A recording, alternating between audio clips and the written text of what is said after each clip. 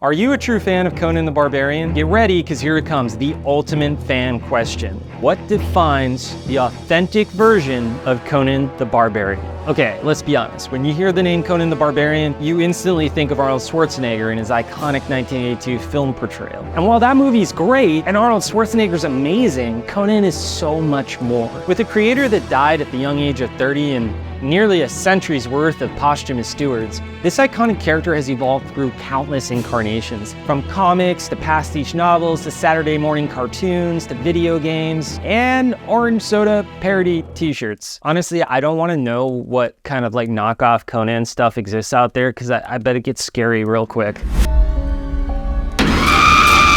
That's not officially licensed. Anyway, the point is, there's so much Conan out there to choose from. Today, we're gonna explore what traits and attributes define the authentic version of Conan. And this is no small feat. So throughout this video, we'll have some guests that include Robert E. Howard scholars, Conan creators, give their 2 cents on what they think of the character. By Crom, join us as we journey into the heart, mind, and spirit of the world's greatest barbarian. You don't know Conan until you know this. Is courage Conan's ultimate weapon? Conan embodies a multifaceted courage that defines his actions and beliefs. Conan is completely unconcerned with dying. He just considers that a part of life, and he's not gonna let it stop him from having a good time. And yes, Conan praised the Crom. Here's the quote. It was useless to call on Crom because he was a gloomy, savage god, and he hated weaklings. But he gave a man courage at birth, and the will and might to kill his enemies, which, in the Sumerian's mind, was all any god should be expected to do. Okay, you get it? His courage is not reliant on divine favor, but rather his own formidable will and strength. And because the first enemy that Conan ever conquered was his fear, he is in every conceivable way a free man. It is taking charge, or picking up the mantle, or taking responsibility, or striking when something needs to be struck. And that's what I find really fascinating about that character. He is aspirational in those good qualities. If we channel that element of honor and that idea of taking responsibility and surviving and carrying on and moving forward, then he can be a really potent force for change. Conan's Wanderlust is not just an attribute, it's a pursuit of destiny. Howard's stories often hint at a more oversized fate awaiting Conan, which can only be fulfilled by going out into the world and having adventures. So for Conan, with his courage and his Wanderlust, adventure is the most irresistible of life's treasures. It's like a precious gem just sitting there on a bar stool waiting to be seized. He's gonna take it. Frost giants, ancient aliens, bloodthirsty pirate love affairs, all seemingly random, very cool adventures that Conan must experience in order to fulfill his destiny. Conan, to survive, follows very much to me the biker code. It's family first, never give up, leave no fighter behind, no nonsense. And that's Conan to me. Conan is biker Jesus. The Jesus reference is a little more political. It's not so much, for me, about the religion. It's about threat to establishment, because a character like Jesus, or Conan for that matter, attracts followers. And when Jesus said the kingdom of God is near, in essence means all the old kingdoms are going away. And Conan represents that hope in the Hyborian age. He will not take bullshit. He will crush that evil king. And he does, and he takes the crown. So I think Conan is Jesus. Conan's not a meathead, he's an athlete. Conan's strength is legendary. He demonstrates the ability to snap necks, lift enormous weights, and be it man or beast, dominate opponents who tower over him in size. What does that strength symbolize? This immense power is a core aspect of his character, symbolizing the untamed spirit of the wild. So this is what most people think about when Conan comes to mind, but what does Conan actually look like? You see, in truth, Conan possesses more of a panther-like physique, with lean muscle for swift, fluid agility. You know, there's plenty of text out there where Howard describes Conan's hulking thighs and his big corded neck. So without question, Conan's still a big guy, but a lot of that's also poetic, you know? Conan's presence is what fills the room. Conan's physique, I think that sometimes those modern depictions gives a lot of fans the impression that he's just a big, giant, muscle-bound, lumbering Hulk. And that's not really how Howard described him. Howard often described Conan with adjectives that were cat-like, pantherish, crouching like a tiger,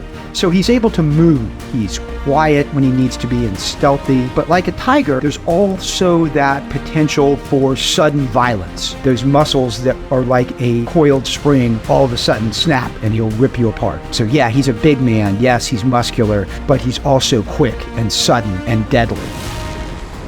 Conan's ferocity, mindless or strategic?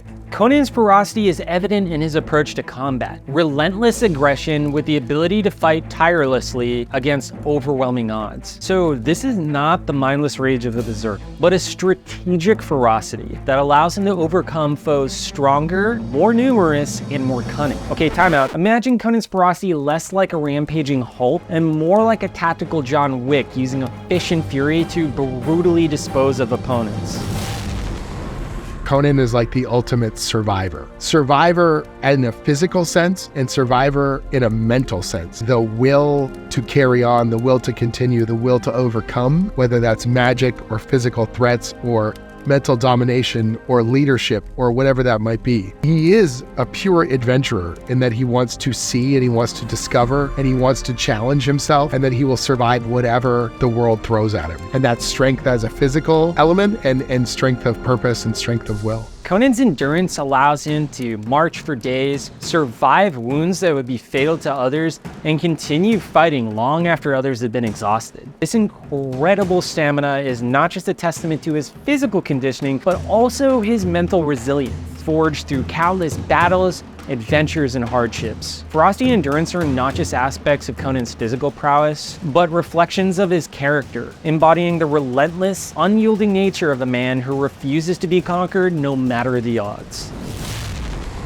To become a king by one's own hand, it takes more than brawn, it takes brain. Throughout his adventures, Conan has refined a vast array of skills, such as quick adaptability, speaking multiple languages, navigating complex social situations, and he excels at any role he finds himself in. Be it thief, mercenary, soldier, pirate, king, all of it is underscored by a keen intellect. Conan's journey and survival through the Hyborian Age is a testament to that intellect. Conan's not a big dumb barbarian, and if you think he is, he's probably going to use it to his advantage. He's a very intelligent character, but it's not the kind of intelligence that you get from reading a bunch of books or being a well-educated noble or scholar. The dangers of the Hyborian Age are Conan's school. He really learns on the go by doing. He's going into temples and jungles and it's those incredible, harsh, challenging places that forge him into who he is and make his intellect so keen. If you're gonna survive the Hyborian Age, you're not gonna go into battle with a dull axe, because that's how you end up dead. And that's the same thing with your intellect. You have to have a sharp intellect to survive.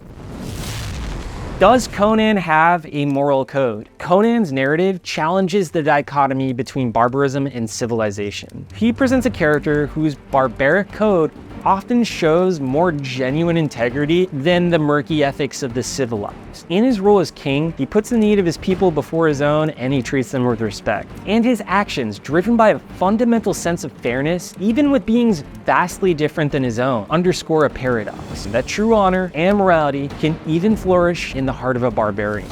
I once read an essay which I think really captured the spirit. It's called The Tao of Conan. Conan is an alpha animal, and so if you're in his pack, you're protected, and anybody not in his pack is potentially a threat. And I think that for me, that kind of encapsulates the honor that Conan shows. He looks after the people who he takes under his wing. So these companions, these girls that he rescues, these people that he meets along the way, when they fall in with him, they're part of his pack now. He evolves from having a pack of one himself. He starts taking on larger packs, right? He's got a crew of pirates, they're his pack. And eventually, his pack is an entire kingdom. It's an amazing way to think about the mentality of Conan, because if you think about what he does and why he's so fierce, it's always really about this pack mentality. I love it. I think it works really well.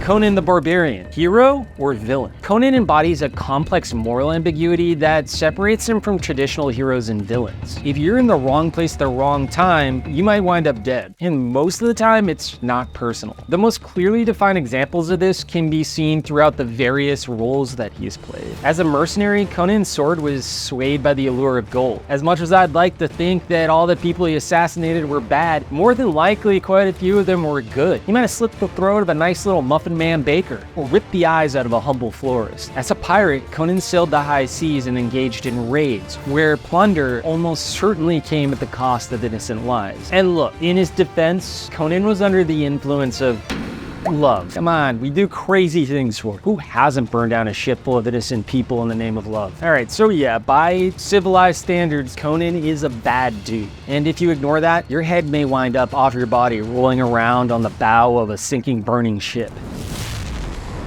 Robert E. Howard referred to Conan as the damnedest bastard. Conan is the agent of change. He's the disruptor. Everything's great until Conan shows up. Someone says the name and someone, looks around like you've uttered the boogeyman. Conan is always the person in the room that you don't quite know what's going to happen. And that's what makes him, dangerous and interesting. We don't know what he's going to do. We only know that something's going to be different when he leaves. In the sprawling expanse of the Hyborian Age, the name Conan carries a chilling resonance. When Conan crosses paths with others, be it friend or foe, there's a palpable tension, because encountering Conan is the dance on the knife edge of fate. His unpredictable nature can turn allies into enemies, and real enemies into cautionary tales. So yeah, Conan is the Hyborian Age boogeyman.